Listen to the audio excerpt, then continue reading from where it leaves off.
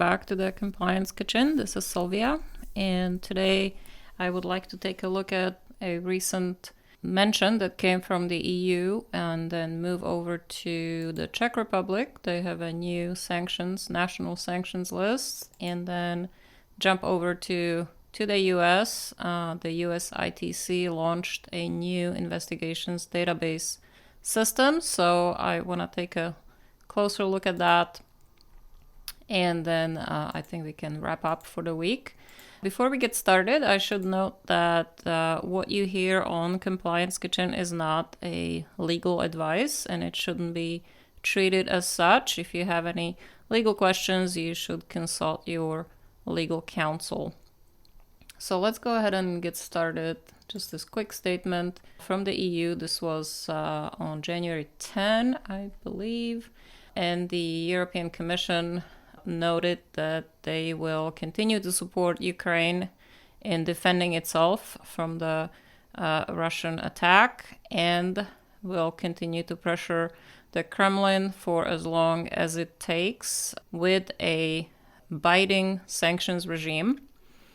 The sanctions that the EU mentioned in this press release will include now Belarus and Iran, and EU promised that they will come forward with new set of sanctions against these two countries.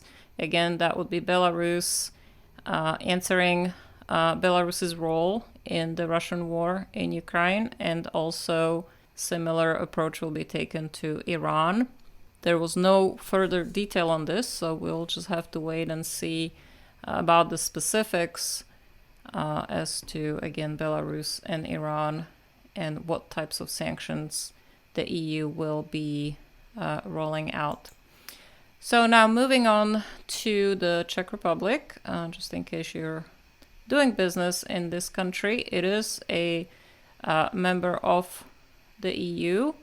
However, now on top of the EU sanctions list, they formulated their own national sanctions list. So they adopted the Sanctions Act, and it is implementing the process for inclusion of entities into this new Czech national sanctions list, and the rules for adopting restrictive measures against the entities that will be listed.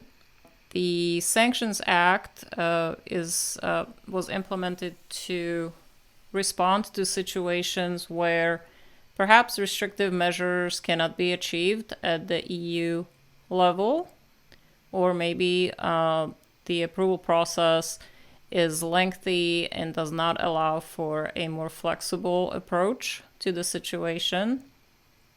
The listing procedure itself will be ensured by the Czech Ministry of Foreign Affairs and the government of the Czech Republic. The Sanctions Act entered into force on January 3rd, so it's been in force now for about 10 days. The ministry may propose to include an entity on the Czech sanctions list, and also at the same time submit a proposal to the EU authorities to include the same entity on the EU sanctions list. Or it may be also that the Czech ministry may submit a proposal to include an entity on the Czech sanctions list, even if the entity is already on the European sanctions list. But the Czech ministry decides that it is necessary to exercise further restrictive measures against the entity. So as far as objections or any type of recourse, the sanctioned entity will be entitled to file a written objection against its inclusion on the Czech National Sanctions List.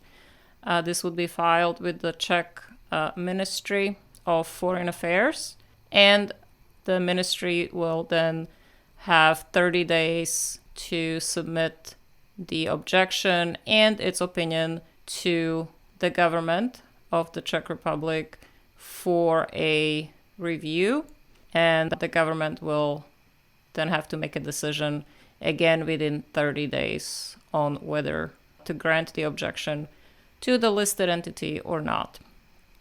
So again, this is something that might be relevant if you are doing business in the Czech Republic. So now you know that you have another sanctions list to include into your due diligence review.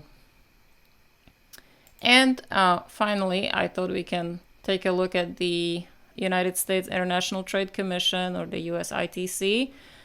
They launched a new database system to cover their investigations and hopefully make researching the USITC investigations easier.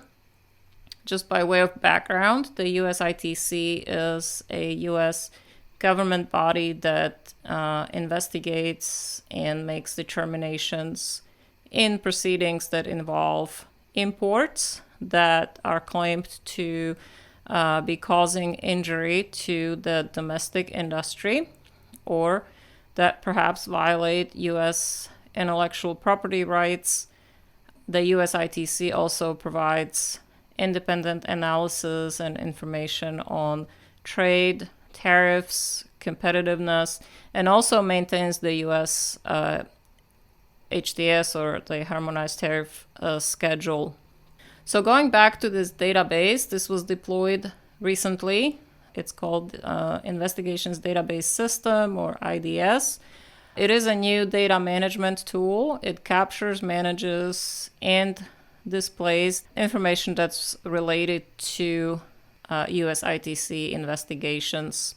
You can go visit this new database and kind of check it out at HTTPS. It's on IDS. That's for the Investigations Database System. So ids.usitc.gov. They claim that the major new feature in the database is the ability to conduct quick searches, also to conduct advanced searches, and it can generate in-depth search results across multiple practice areas. There's several different ways to pull information out of the database. Users can search by keywords. Users can also focus on a single investigative area by using various filters.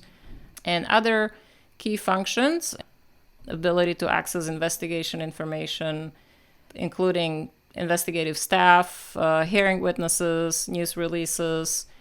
There's a new module that lists all orders that were issued in a Section 337 investigation, the parties that were impacted, intellectual property that was implicated in the order, and so forth. So again, if you want to take a look at this, it's ids.usitc.gov. Hopefully this will be a system that will be very helpful in your research. That's all I have for this week. And as always, thank you for stopping by in the Compliance Kitchen.